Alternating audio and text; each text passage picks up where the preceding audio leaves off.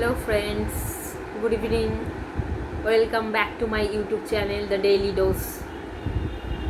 আজকে আমি তোমাদের সাথে কিছু কথা বলবো। আচ্ছা, তোমরা সবাই টেনশন, ফ্রাস্ট্রেশন, ডিপ্রেশন এই ওয়ার্ডগুলোর সাথে পরিচিত। আচ্ছা, তোমাদের সাথে কিছু কথা বলি। তোমাদেরও কি এরকম হয় বন্ধুরা, বা যারা ছোট আছো আমার থেকে, বা যারা বড় আছো বয়সে, তোমাদের এরকম হয় হঠাৎ হঠাৎ তোমাদের মুড সুইং, যেটা আর কি মুড সুইং হয় বিনা কারণে, কিছু কারণে, কখনো কখনো আবার উইদাউট এনি রিজন রাগ ওঠে। সেই রাগগুলোকে আমরা সংবরণ করতে পারি না, একদমই না। বিশেষত আমি তো পারি না একদম। আমি খুব ভুগি।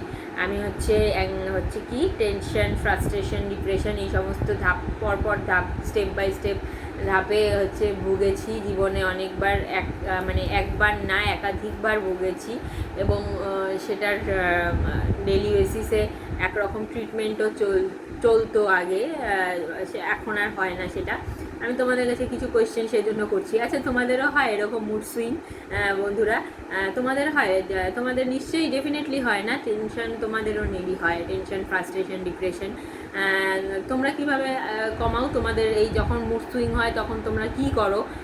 বা তোমরা যখন টেনশনে পড়ো বা ফ্রাস্ট্রেশন, ডিপ্রেশন যাও, সেই সমস্ত সময়গুলোতে তোমরা কিভাবে নিজেদেরকে সেখান থেকে বের করে আনো?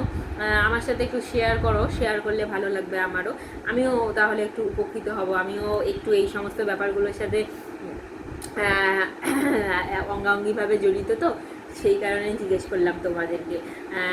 রাগ উঠলে কি করো আমাকে একটু জানিও, এবং মুড সুইং হলে কি হয়, বা কী করলে পরে মুড সুইংটা ঠিকঠাকভাবে হয়ে যায়, তোমাদের ঠিক হয়ে যায় আর কি, সেই সমস্ত ব্যাপারগুলো। এবং বিশেষত টেনশন তো জীবনে সবারই থাকে। এমন কেউ বলতে পারবে না যে আমি টেনশন ছাড়া আছি আজকের দিনে দাঁড়িয়ে। তো টেনশন হলে কি করো বন্ধুরা তোমরা? আর টেনশনের থেকে কি আদৌ কারোর সেটা ফ্রাস্ট্রেশন লেভেল বা ফ্রাস্ট্রেশন লেভেল ক্রস করে ডিপ্রেশন লেভেলে পৌঁছেছে? তোমরা কিভাবে প্রতিকার পাও, বা কেউ কি তোমাদেরকে প্রতিকার দেয়? যদি দিয়ে থাকে তাহলে সেগুলোকে একটু শেয়ার করো না বন্ধু এবং বন্ধুরা। তাহলে আমার একটু উপকার হবে। আমিও তাহলে জানতে পারবো কিভাবে কি হচ্ছে। আমি মেডিটেশনের নাম শুনেছি, মেডিটেশন করলে যে মেডিটেশন নাম শুনেছি, মিনস মেডিটেশন ছোটোবেলার থেকেই অনেকেই করে, আবার অনেকে বড় হয়েও স্টার্ট করে। মেডিটেশনের সাহায্যেও আমার বলা হয় যে tension, frustration, depression, mood swing এই জায়গাগুলো থেকে বেরিয়ে আসা যায়। বেসিক্যালি আমিও মেডিটেশন করতাম, এখন গ্যাপ পড়ে গেছে, মেডিটেশন সেরকমভাবে করতে পারছি না মেডিটেশনটা। আর তারপরে নানা রকম পদ্ধতি আছে, যেমন হচ্ছে গান শোনা। ঠিক আছে, গান শুনলে নাকি আস্তে আস্তে মন ভালো হতে থাকে, এটা আমি মানি।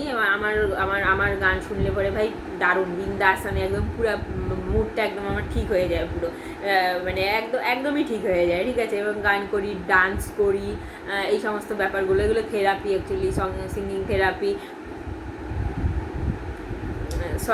Singing therapy, dancing therapy. ঠিক আছে, এই সমস্ত থেরাপিগুলো করি। গল্পের বই পড়তে কে ভালোবাসে? গল্পের বই আমি পড়তে ভালোবাসি, এবং আমি গল্পের বই পড়িও। আমার মোটামুটি অনেকগুলো গল্পের বই ছিল যেগুলো আমার পড়া হয়ে গেছে। এখন আবার নিউলি স্টার্ট করার ইচ্ছা আছে গল্পের বই পড়ার। ডায়েরি রাইটিং কে ডায়েরি রাইটিংয়ের হ্যাবিটস কার আছে তোমাদের বন্ধুরা? ডায়েরি রাইটিং আমার খুব ভালো লাগে লিখতে। ঠিক আছে, সো আমি ডায়েরি রাইটিং খুব মেনটেন করতাম, ছোটোবেলায় খুব মেনটেন করতাম, লিখতাম, খুব ভালো লাগতো। এখন চেষ্টা করি লেখার, কিন্তু হয় না, লিখতে পারি, লেখার সময় পাই হয়তো, কিন্তু ইচ্ছে করে না, লিখি না। নেগলিজেন্সি যেটাকে বলে, নেগলিজেন্সির জন্য অনেক কিছু হয় এরকম। তো র্যান্ডামলি কয়েকটা কথা বললাম। তো আমাকে যেই কোয়েশ্চেনগুলো করলাম, আমাকে একটু প্লিজ কাইন্ডলি রিপ্লাই দিও। আমি শুনতে চাই, জানতে চাই ব্যাপারগুলো। তো এই তো আজকের বিষয়টা কোনো রকম বিষয় ছিল না, আজকেরটা শুধুমাত্র মানে ভিডিওটা আজকে কোনো বিষয়কে ঘিরে ছিল না। আমি কিছু র্যান্ডাম কোয়েশ্চেন করলাম, এই কোয়েশ্চেনের অ্যান্সারগুলো পেলে আমি উপকৃত হব। তো হয়ে গেল কোয়েশ্চেনগুলো করা, আমি আশা রাখছি তোমরা রিপ্লাই দেবে আমাকে। তো চলো বন্ধুরা, বাই বাই বলার আগে বলে দিই যে দ্য ডেইলি ডোজ চ্যানেলটাকে সাবস্ক্রাইব করো এবং লাইক করো, শেয়ার করো, কমেন্টস করো। এবং আমি ফেসবুকে ভিডিওসগুলো ছাড়ছি, সেখানেও আমি রিপ্লাই পাচ্ছি, ভালোই রেসপন্স পাচ্ছি। তো আমি চাইবো আর একটু ভালোভাবে রেসপন্স আমি যাতে পাই। ইতিমধ্যে মোটামুটি ভালোই রেসপন্স আমি অনেকটাই গেইন করতে পেরেছি। তো কোয়েশ্চেনগুলো রাখলাম। তো ঠিক আছে, bye bye, tata, good night.